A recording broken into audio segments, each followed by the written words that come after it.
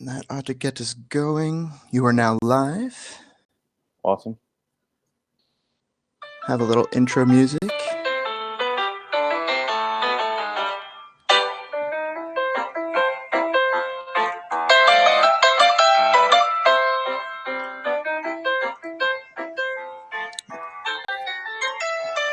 Test the audio. All right, we're in.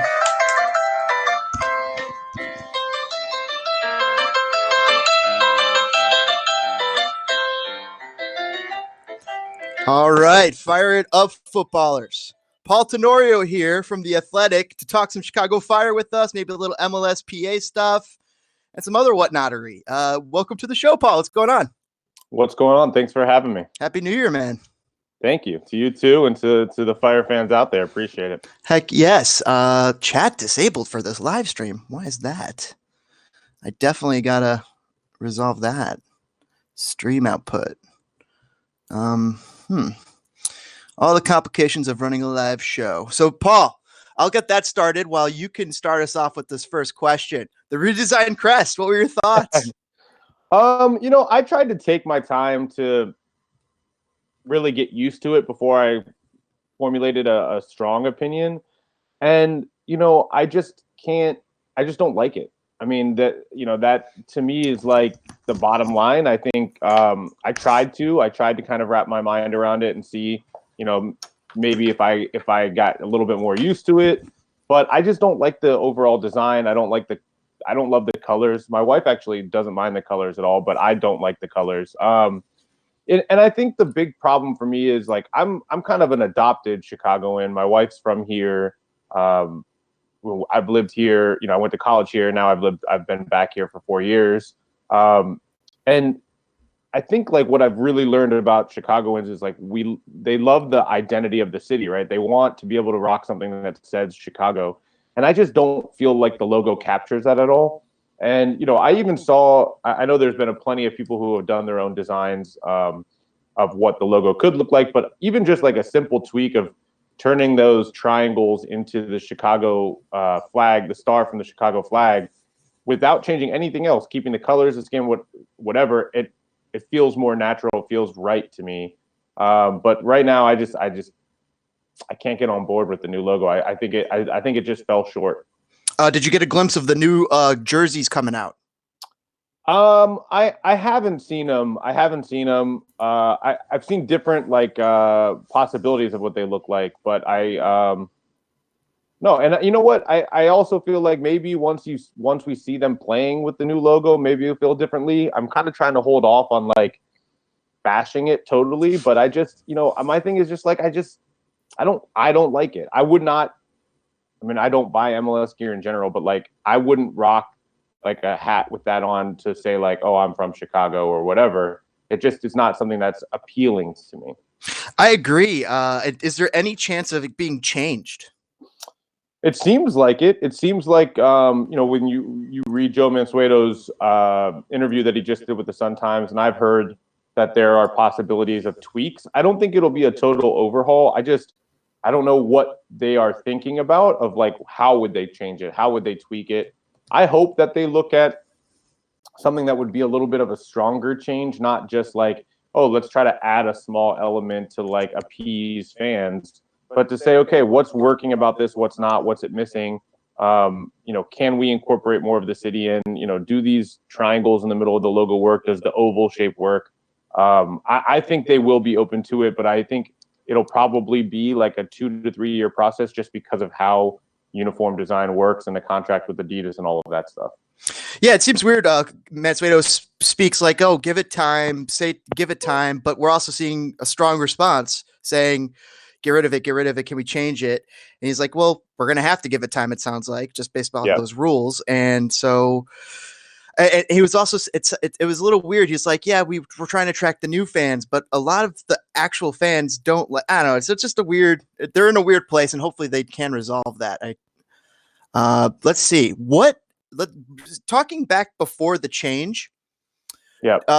What do you think were the mistakes and the missteps of the previous GM and the coaching duo that was here, Paunovic and Velko and Rodriguez? Rodriguez has moved on to become just solo president. of the Chicago Fire, while Veljko Paunovic has been sacked. Yeah, I think look, obviously there was a lot that went wrong, right? Over 4 years, you look at the record and you can see some of the mistakes. For me, I think there was a kind of an important moment in the Fire, and it was following up that 2017 season when they made the playoffs, and they only needed to add a couple pieces, and they failed to do that. And at that moment, I think it changed the trajectory of the build completely. Had they been more aggressive in that January window in going into 2018 and actually filled the roles that they needed to fill, I think that we would have been telling a different story about the Fire. But there were, I think, major areas that needed to be improved. Their scouting network, how they tracked players, the aggressiveness with which they went after players in the market. From Nelson Rodriguez's point of view, I think they failed, they're big. They weren't able to sign some guys. And, what frustrated me a lot, I deal with a lot of GMs and a lot of teams, and, it's very rare for teams to nail it with their top option. I mean, right away, off the bat, every team has guys that they fail to sign every offseason. The difference is most teams have options B, C, and D lined up and ready to go, and you're simultaneously negotiating so that if A falls through, you can finalize B. And I think the Fire really weren't prepared to do that in too many windows. Going to the coaching side of it, I thought there were a few different areas that they really caused some of the struggles. The first, I don't care what anyone tells you, there was no definable identity for the Fire. There was no way that they wanted to play. Are you talking tactics and philosophy? Yeah, for tactics Paunovic? and philosophy of play. I mean, that 2017 season, when you watched the way the team played when they had that little hot streak, when Schweinsteiger first came in, like that was the only time when they played consistently the same way over the course of 2 or 3 months. And, basically they had the wingers come inside a little bit, the fullbacks overlapped, everything ran through Dax McCarty and Schweinsteiger in central midfield, and Nikolic was scoring goals in the box, so, based off of service from Brandon Vincent, Matt Polster, and David Accam creating in that left channel. After that, it was, I always said it this way, like I think Veljko Paunovic kind of coached, he was a tournament coach a little bit. He always wanted to adjust and do things based on what the opponent was doing. And when you are coaching a team, a club team, not having that identity it really makes it difficult to be successful on multiple levels, not just on the field, but how can you possibly go into a market and say, okay, we need to sign a number 6 or number 8 or a left back or a right back or a 7 or an 11 and not know what type of 7? Do you want a winger who comes inside and combines? Do you want a winger who can stretch the field? And we saw that when you look at the team in 2018 and 19, it was a team that had some nice pieces, but they didn't fit together. I mean, you have Katai, who was a winger who likes to come inside and combine. You have Frankowski, who's a winger who wants to run and get vertical. You have, Dax as the number 6, and all of a sudden Schweinsteiger is playing center back, and there's no connectivity, and there are nobody who they want to play soccer and combine, but they've got guys on the field who can't do that. So I think that all contributed to the Fire not being successful, and ultimately I think first of all they got longer than most coaches would in that same situation, and it just never worked. And so a lot went wrong, and I think even. I know that Nelson Rodriguez's intention, and he said this publicly, was to have this roster kind of in a stable cap situation where there's no DPs, there's not too many guaranteed contracts. So if he got moved on, but the next GM would have a blank slate to work with. But really, I think it's put the Fire at a disadvantage.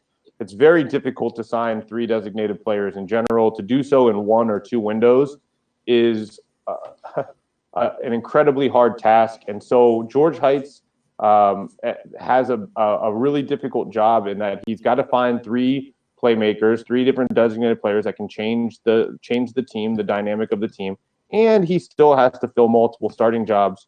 And so I don't love that roster management by Nelson Rodriguez to have so many guaranteed contracts coming up at the exact same time where now you have this massive overhaul.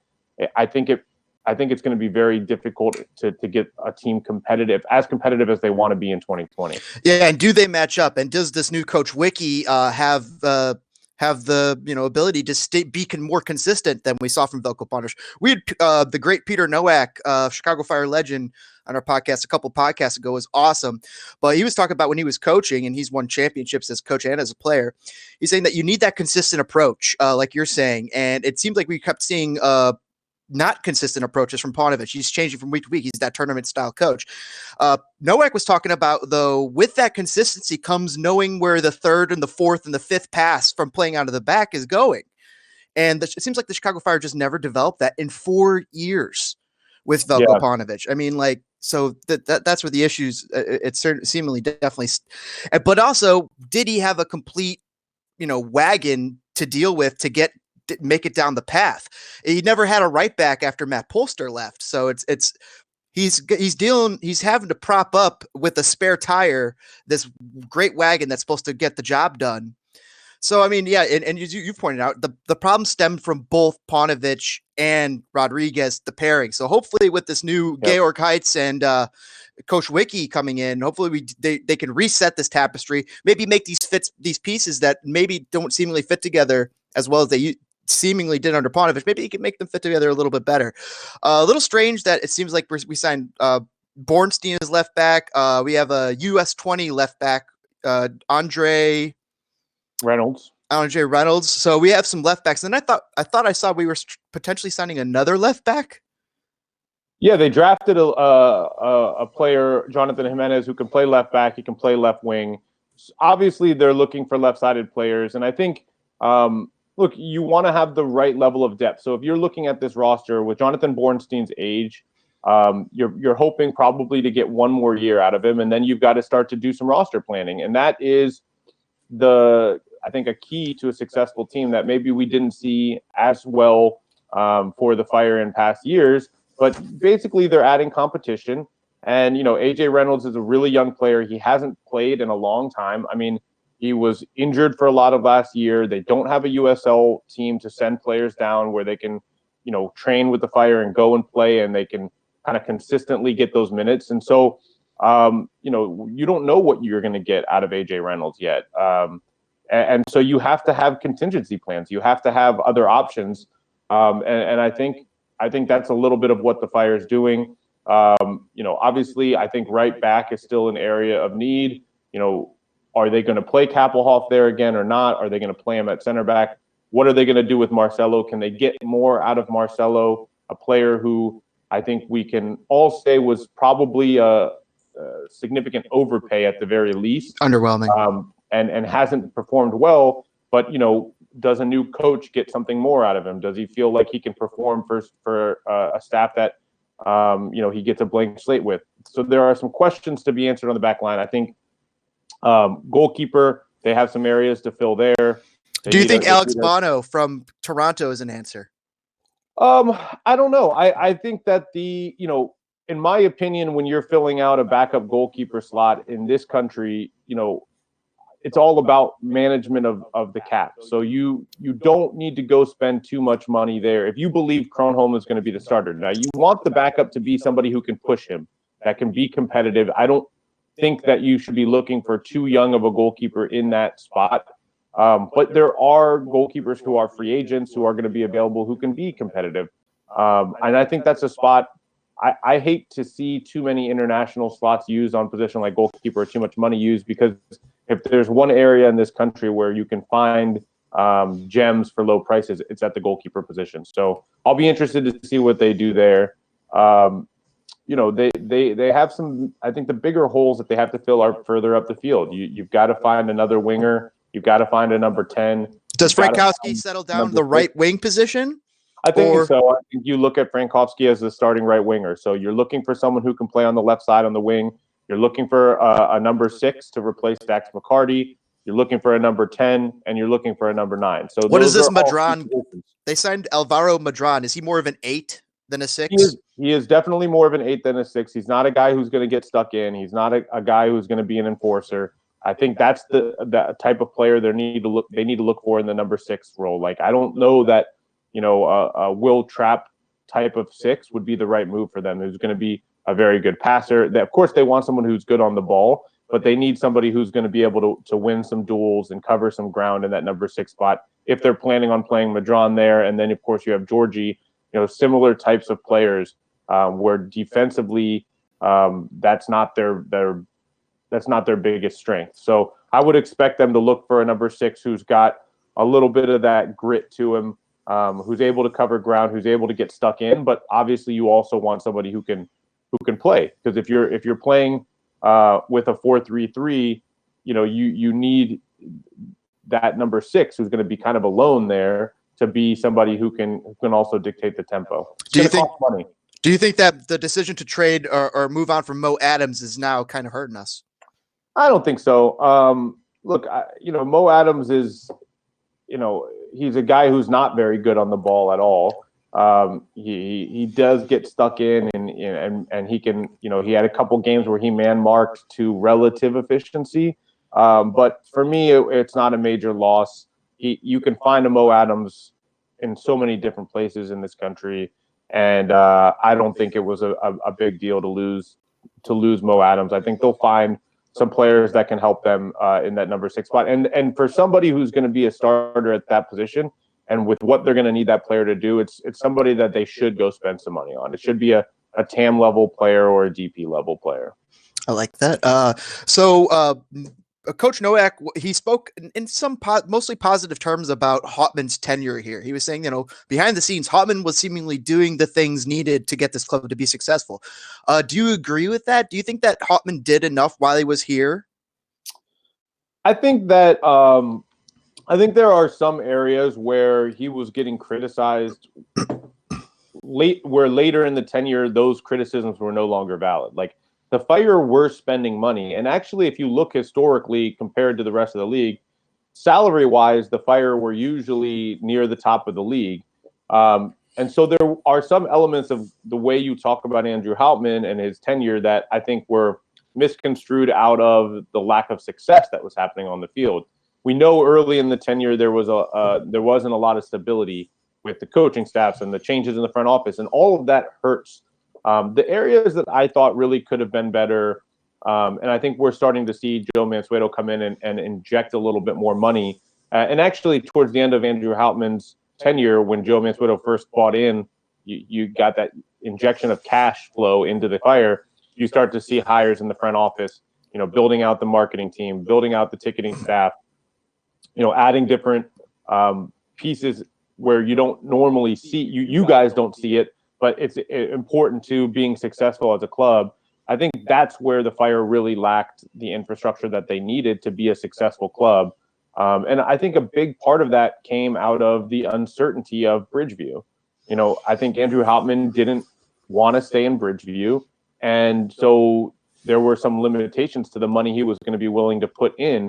And so the big one for me is the training facility. It's very difficult for the Chicago Fire to sell themselves as an attractive destination for players. They have one training field.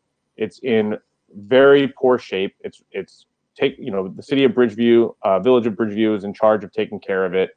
When you talk to players around the team, they would complain about actually losing confidence in training on that field. And so you look around the rest of MLS, you're talking about, look at the facilities that have been built. Sporting Kansas City is an unbelievable training facility. LAFC, Atlanta, Montreal, Red Bulls, NYCFC, DC United is building a new training facility. New England just built a new training facility.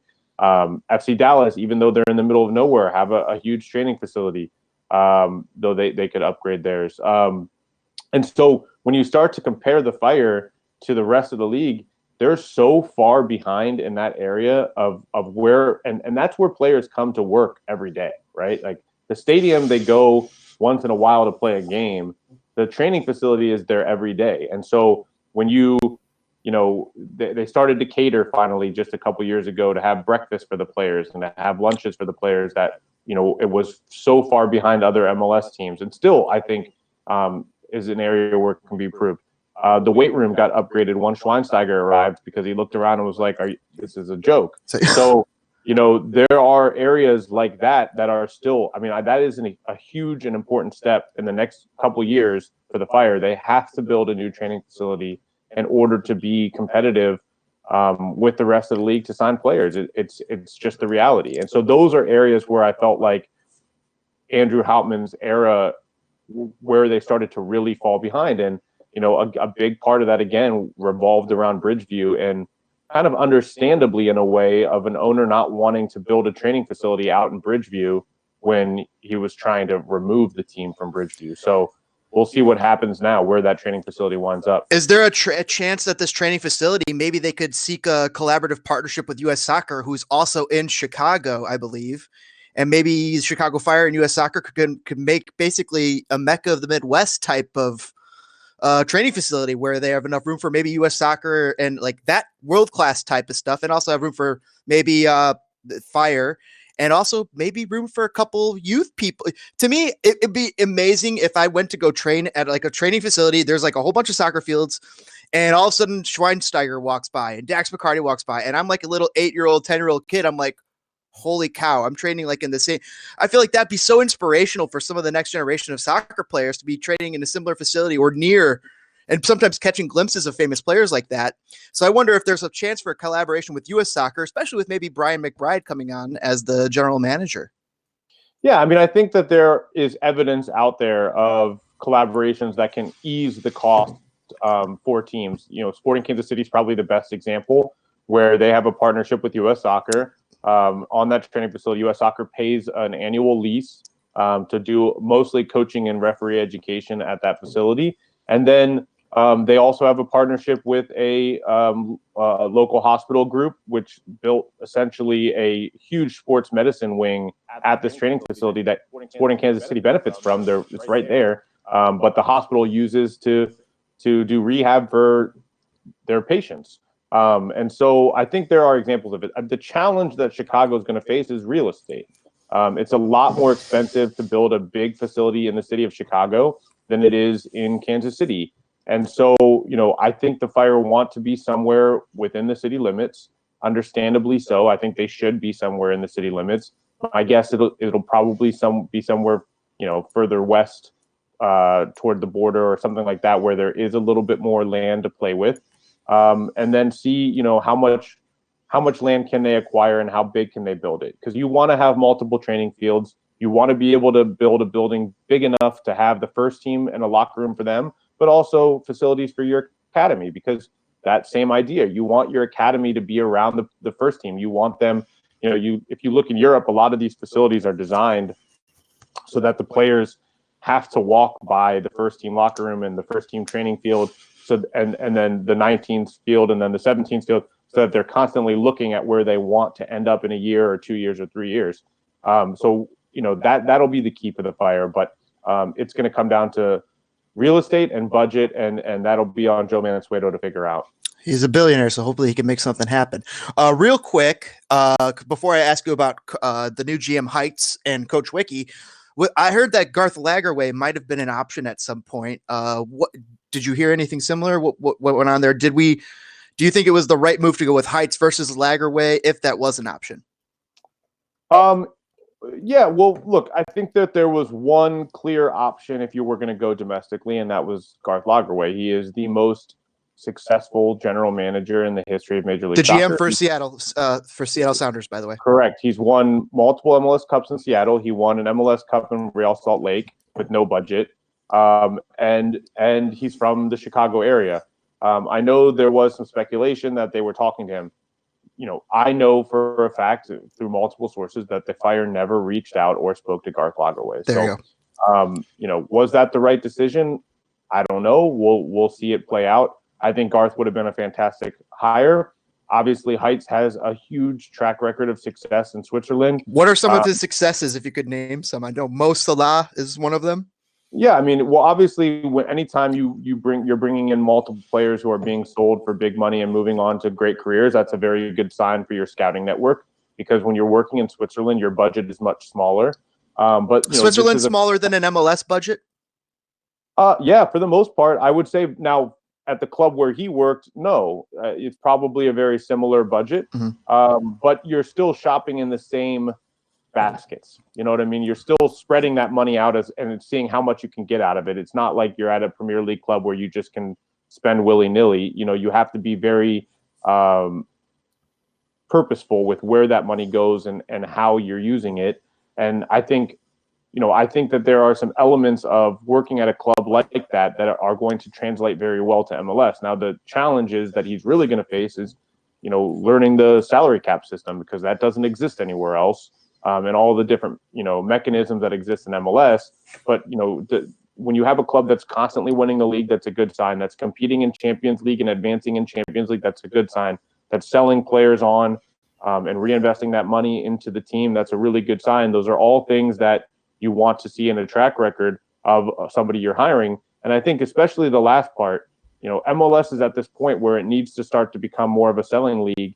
That there's a portion of a ledger for an MLS team that's been missing for a long time, and that is the revenue that can be driven by selling players.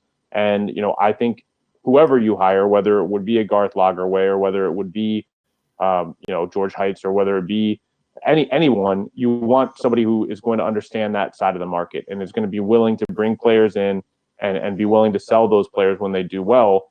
MLS for some reason has been kind of slow on that side of things. So I hope that we see that changing throughout the whole league, but in Chicago as well. So what I feel like we got a good idea of what to expect from Heights there.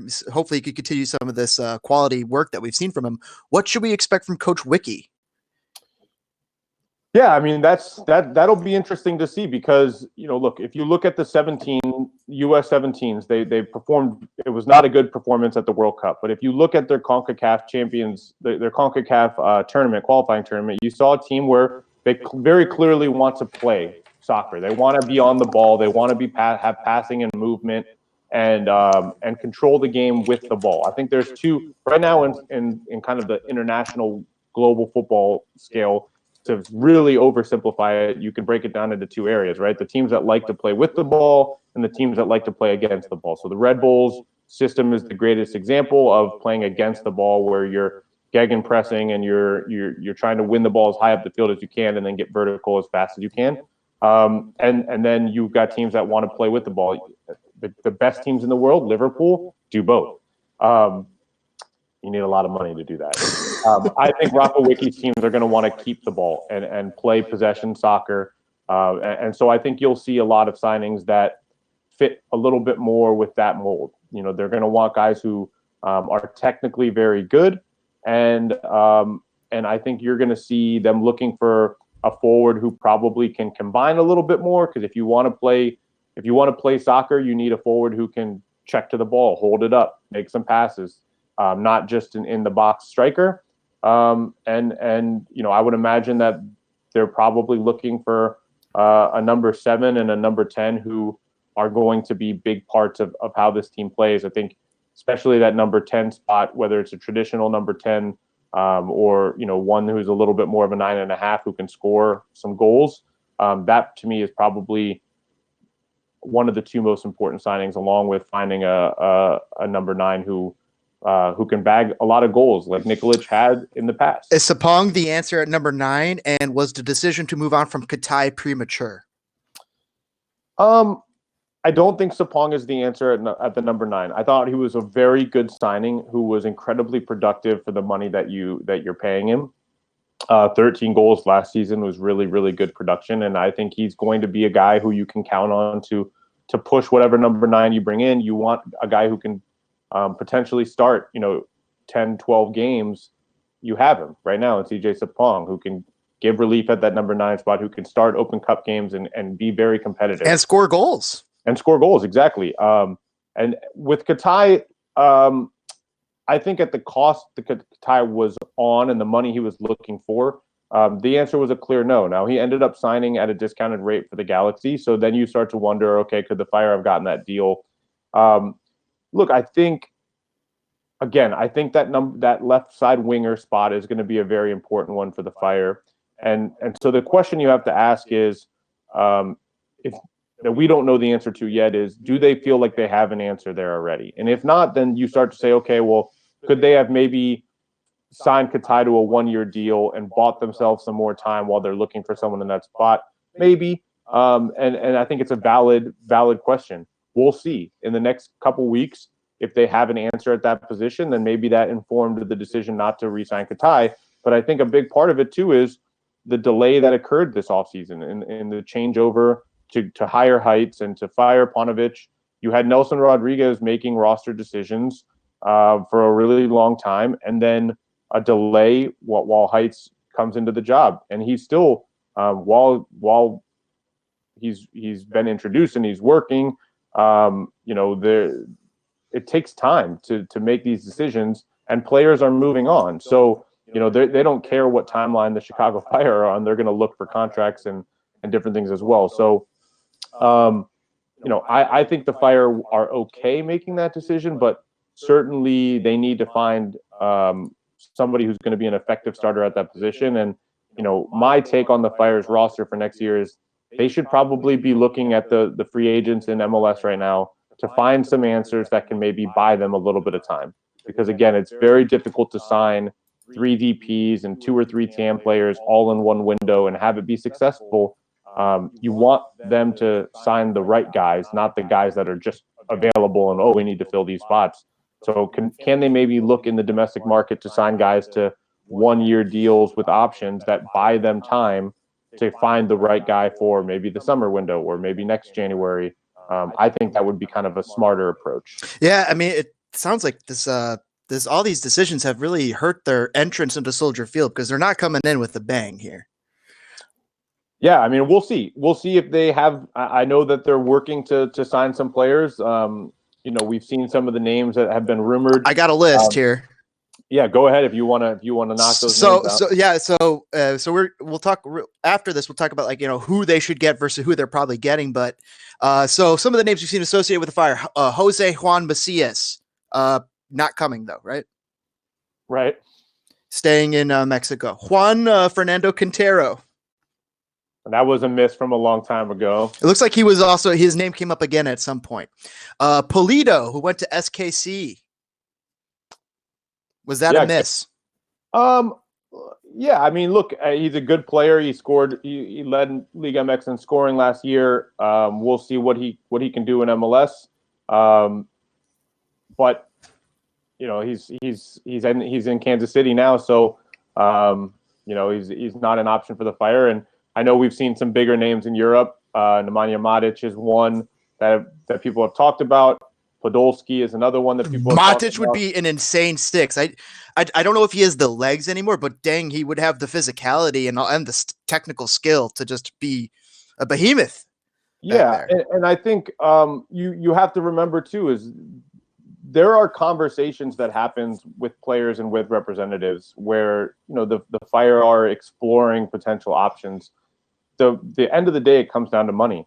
Giroud moved on to LA, right? Yeah, I mean, well, or not LA. I'm sorry, to Syria. Yeah, and it comes down to, okay, how much, if you want to sign Matic, how much are you willing to pay? Are you willing to pay, $6.5 million per year, $7 million per year?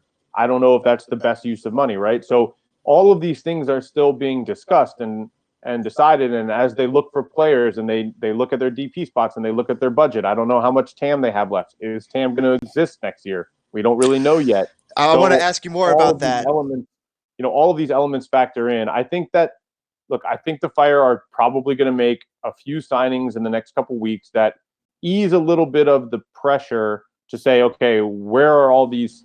Who's going to fill all these starting spots?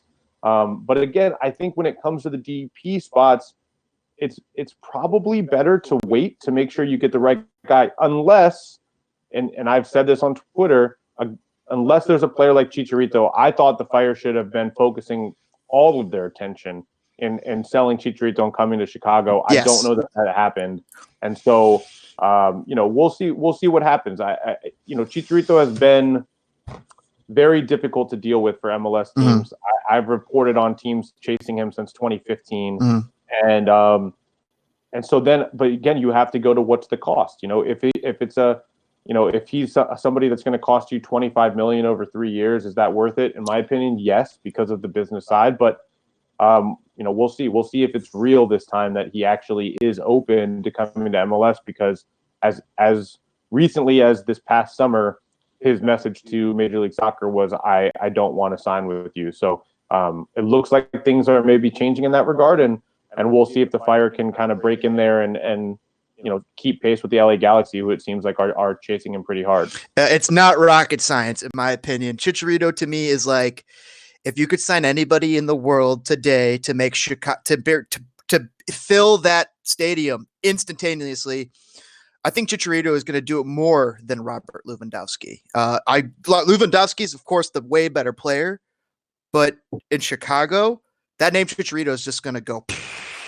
Yes, it's probably the one name that I don't think there's another name outside of the two biggest names in Messi, Ronaldo, that would have that impact in this market. 1,000% agree, and that's why I'm saying it's not rocket science. How do we know this? And these guys aren't pursuing these avenues, or pursuing them hard enough as we think they should be.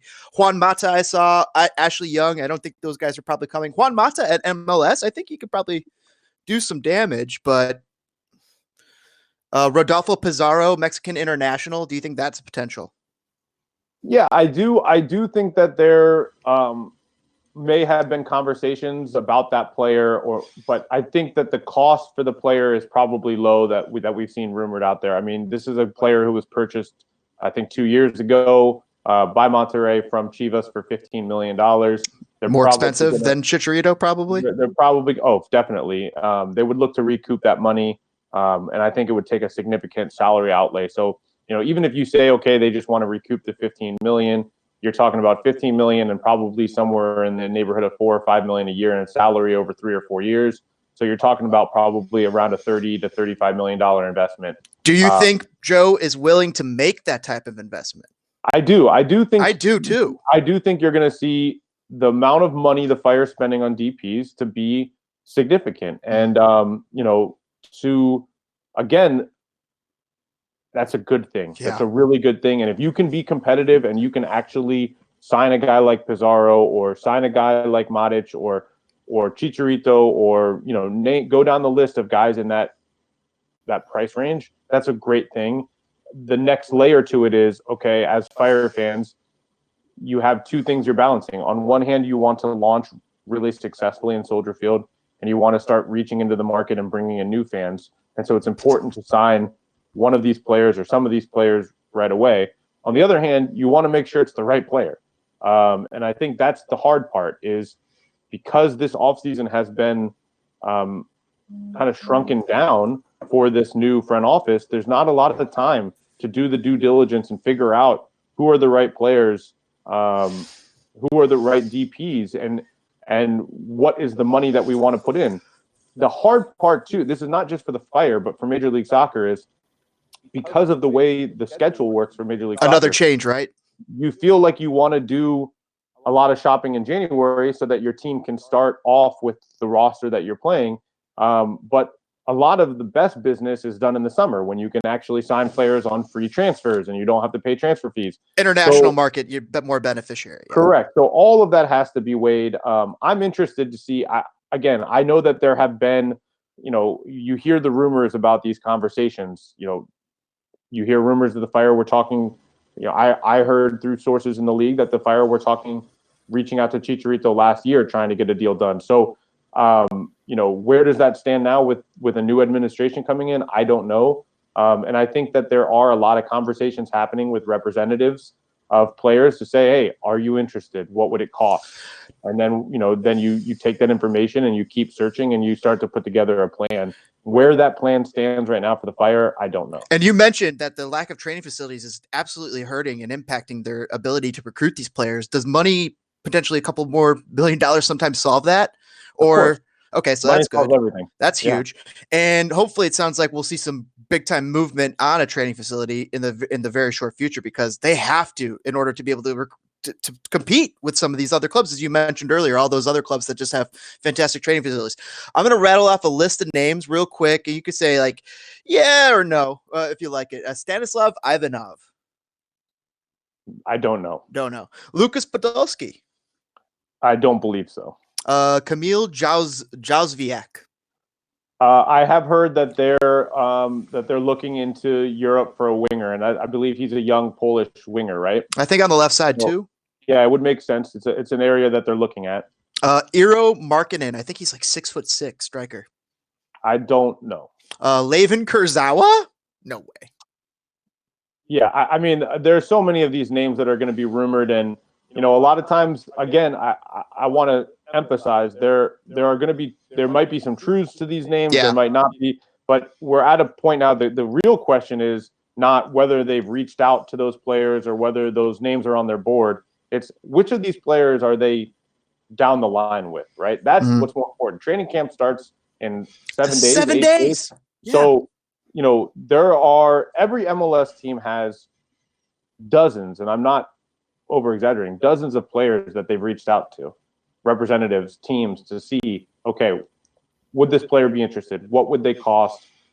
Is the club interested in selling? When are they out of contract? And so you can hear about these players that the Fire are interested in. But what really is going to matter in the next week or two is to figure out, okay, who are they getting these deals done with? And who's going to be at training camp in a week? And I hope if I do my job well that I can start to find out some of those names in the next few days. Huge. But we'll see. I think we will probably see some signings start to happen because they have to. They're starting camp in a week. Well, speaking of signings, I know that Garth Lagerwey did mention that this new MLSPA contract CBA negotiations is impacting his ability to sign players and his planning for the future because they don't know what's going on with DP, GAM, TAM. What have you heard, and when do we think that this CBA will be resolved, if at all? Is a strike on the horizon, all that kind of jazz? I think that the talks have been positive between the league and the union. I will have a story next week on kind of where things stand and what the players are prioritizing and kind of where they feel like things are advancing and where they're not. At Paul Tenorio on Twitter. Yeah, and I think, I feel like the players are prepared for a work stoppage, but it seems like things are headed in a positive direction in the negotiation. So I'm right now operating under the belief that there won't be a stoppage, but in discussions like this, it can change in one negotiating session where, you think maybe things are feeling positive and then the league pulls back and says, no, we're not going to do that. You add in the element of the fact that they're talking about restricting the third DP spot. Sam Stejskal reports that, it leaks out. I don't know what the union's reaction is to it, but they can't be happy about something like that where more restrictions are being added. And so, right now, I think that there will be some sort of change with targeted allocation money. I don't know what that. I know the union really wants that money to be put into the full pool where it's no longer where TAM doesn't exist anymore. The league is trying to hold on to some version of TAM. Could we see a scenario where the 1.2 million of mandatory TAM is put into the salary cap and the 2.8 million of discretionary TAM stays alive? That could be where the compromise ends. I think that general allocation money will continue to exist because it's a tradable asset in the league. It's essentially the better way to think about GAM is cap space. Do you think that are good mechanisms to have and to hold on to, or is it time to move on? I mean, Sam and I did a story of how we would redesign MLS if we could do what Fantastic we work, by the way. It's on The Athletic. Check it out. Subscribe to The Athletic, guys.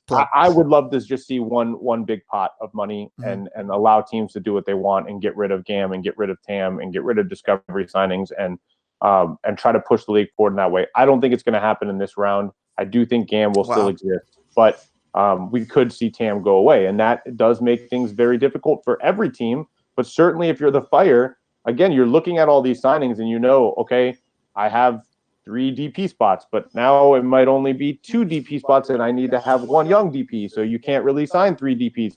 So then you start to think, okay, well, do I want to sign Madic or, do I want to sign a 30-something-year-old player? Because now I have limited myself to only 1 more DP spot potentially. And then it's like, well, I have 2 25-year-olds that I think might be available in the summer window. So all of this, of course, is impacting how teams think. And the most frustrating part is they don't have an answer, and they won't have an answer for another few weeks. I would anticipate negotiations going through the month of January. The CBA expires at the end of January. Hopefully it doesn't go down to the wire like it did in 2015, where they extended discussions, and it ended up getting solved 2 days before the start of the season. But right now, I think a lot of teams are in flux because how can you strategize about your signings if you don't know what you have to work with? I'll say my 2 cents. I feel like they got to take the governors off the DPs. Let every team have 3 DPs of whatever they want. Any they could be 25, 23, whatever, but penalize the teams that don't have 3 DPs. Yeah, I mean, I don't think that's going to happen because, as Sam reported, the people who wield the most power in the product strategy committee are owners like Greg Kerfoot in Vancouver and Dan Hunt in Dallas. The small teams. They don't spend a lot of money. So until that changes, until that balance of power changes, I think we'll see limitations on the higher spending teams before we see mechanisms that try to push the lower spending teams forward. So real quick though, if you could explain with a little more clarity, what the limitations they were suggesting was like, they're saying that you could have 2 older DPs, and if you have a 3rd older DP, we're going to penalize you with some money, and we're also going to limit the amount you could spend on that 3rd DP if he's old. And then if they're under 23, you could spend anything you want and you don't get that penalty. So that's what you were saying, right? Right. Well, right now the 3rd DP spot has that penalty. If you have 3 older DPs, you pay $150,000. Right now you do? Yes, right now you do.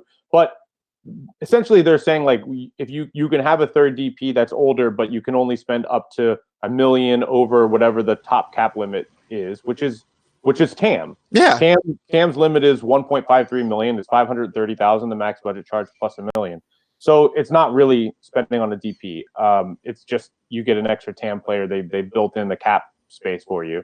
And so, I know that most teams right now believe that this change is going to happen to the DP rule. And so you're seeing teams having to start to plan to say, am I going to need to be ready to sell a DP that I have in order to be compliant in 2 years? Now, this is probably this is not going to go into effect until 2021 at the earliest. But, like if you're a team like the Fire, if you're signing a DP, you're signing them to a 3-year contract, 4-year contract. And so it's going to be same with Seattle. This is why Garth's talking about it. They can't go out and sign a 25-year-old DP right now without thinking, am I a team like Seattle that already has DPs? Am I going to have to sell one of my 3 DPs in the next 2 years to become compliant with this rule? In regards to being the league of choice in North America, do these types of things are they going to allow them to compete with the CONCACAF Champions League with these Mexican teams who don't seemingly have some of these limitations? And is parity a good thing in your opinion? And does parity maybe need to be out of MLS because of those implications that we are more so competing with an international soccer world? I mean, that's the frustration. Is the reality is that in order to be competitive with Mexico, they need to spend more money, and these rules aren't doing that. And so, what I get upset about, and I think what some of these GMs get upset about, is the league talks out of one side of its mouth saying we need to be more competitive with Mexico. We need to compete. We want to compete in Champions League. We want to be one of the top leagues in the world in the next 10 years. And then over here, behind the scenes, they're saying we're going to limit your money. We're going to put more restrictions on it. We're going to, we're really going to not do the things necessary to actually accomplish these goals. And so until the league figures out, we talked about identity with the soccer team earlier. I think it's the same idea with this league. They have to really decide, do they want to do this? And if they want to do it, this is the path. And I don't think enough owners are on board with that right now. They are stuck between wanting to maintain parity within MLS and wanting to compete with Liga MX. And those two ideas can't coexist as long as there are owners who don't want to spend or are incapable. There are some owners who are not capable of spending to the level of an Arthur Blank or LAFC or Toronto or New York. And those owners are different than, we put a lot of blame, and I think rightfully so, on the Hunts and the Crafts and the Cronkies. Those owners are capable of spending to keep up. I think you need to look at teams like Philadelphia, teams like Vancouver, teams like San Jose, teams like Houston, and say, those are ownership groups who are going to have to make some decisions soon. Can they keep up? Orlando's another big one, because the cost is going to keep rising, and I think we're seeing them try to kind of slow that down and hang on to their ownership as long as possible, by limiting how much money those other teams are putting in. I got three last questions for you real quick. First one's real quick. Do you think that the World Cup in 6 years in America, Mexico, Canada, will that have any impact on MLS and their ability to maybe recruit more better players, blah, blah, blah? Of course, massive. There's two important events that are going to happen in the next few years that will define the direction for Major League Soccer and its next phase of growth. First is the TV deal that's coming up at the end of 2021, going into the 22 season. That's huge. The second is the 26 World Cup. So those two events are going to have an app. They're going to be seismic for Major League Soccer and what we see the league do over the next decade. Bale to Miami. I don't know if that's going to happen, but not happening. It's Miami. The list of names Miami's been connected to is just crazy. But I can tell you the Bale to Miami stuff is false. Any other exciting stuff in that realm? I think you'll see Miami sign a couple DPs here soon, and so we'll see some of the names that everyone's looking at that roster and they're like, not really impressed. I think we're going to see a run of names here soon for Miami that are going to really show that they're going to be a real contender in the Eastern Conference. And then the other thing to watch is the Chicharito saga. What's happening there? Is it realistic? And are the Galaxy now the leaders in the clubhouse to bring Chicharito to MLS? One exciting name that you predict will come to MLS in the next 1 to 2 years. I don't know about the next 1 to 2 years, but I think before he retires that Messi will play in MLS. Oh, that'd be awesome. You don't think that for Ronaldo? Yeah, I don't know. After the rape case and everything, that impacts it. I think that changed the dynamic for him, and I think it probably changed the dynamic for the league and for teams involved. Wow. Last question for you, and this has to do with TV versus radio. What's more important to building the fan base in Chicago, like to this season? Do you think that getting Fire on broadcast TV or getting Fire broadcasted on English and Spanish radio? It already is on Spanish radio on 1200 AM, but I wonder if getting onto English radio as well, creating and even giving the chance for some bilingual people to be able to listen to the English broadcast. I wonder if that would be more beneficial than getting on TV. I think the Fire need to be back on TV. Mm-hmm. I think they need to be accessible. I think people, we talk about it all the time, like channel surfing, and you come across a game or it can be up on a sports bar. I think it's very important for the Fire to be visible and present in this market, and being back on local TV is a big part of it. It'll be really important for them. And I think that Mansueto in the Sun-Times said it. They're working really hard to get a deal done. It's fantastic. Paul, thank you so much. Everybody smash that like button for Paul. Follow Paul Tenorio on Twitter. Check out his work on The Athletic. Subscribe to The Athletic. It's a fantastic news story. I'm subscribed. I have been for a while. It's fantastic. Love your work. And so many fantastic others. Past guests, we've had Guillermo. We've had Sam Stexel, your buddy, the Bird Dog. So shout out to all those guys, past guests. Shout out to everybody who supports us. Dago, Brian Battle, Ogo, everybody who's helping me to retweet and get the word out for Fire. Thank you. Support our Fire media people. Support our Chicago soccer media people. Click on their links. Just give them a click. Get that. It helps. Every bit helps. Help spread the Fire, fan the flames. Last comments here, Paul. Just thanks for having me on. I agree with everything you just said. It's been awesome to see stories in the Chicago Tribune, in the Sun-Times about the Fire. It's really important for the growth of the league. Scott Sandel out, absolutely. That you can reach fans. That you can reach fans outside of your core, and a good way to do that is in the newspaper. A good way to do that is Brian, on local TV. So shout out to the people who are reporting on the team here in the market, and thanks for having me on. Fantastic, thank you so much. Hey, so I guess last question. Fire Weekly. That was so awesome with Fred. I've talked with Fred. He's hoping to come on the show at some point in the future. But what are some great memories there? I think the best part was getting to know Fred, and obviously I got to know Frank Klopas as well through that. But Fred's just an amazing person, great guy, a good friend, and for me it was a different experience doing TV work. But I no matter what I'm doing, whether it's writing or TV or whatever, the most important thing in my job is relationships. And, I think I doing those broadcasts with the Fire, the sideline reporting and Fire Weekly, I've made relationships that are, going to last me for a lifetime. So I'm really thankful for that. Having gotten to know Fred and obviously Frank as well. That's the best memories. That's fantastic. Thank you so much for your time, Paul. That was awesome. Fantastic podcast. All right, everybody. We'll see you guys later. Spread the podcast, retweets. I'm always appreciated. Like, smash that like button. Check us out we're on the usual Twitter. We're on YouTube, always live, but we're on all the usual podcast apps, the iTunes, the Google Plays, the Spotify's. Spitting Fire YT. Subscribe to us there. Thank you guys all so much. Thank you so much for your time, Paul.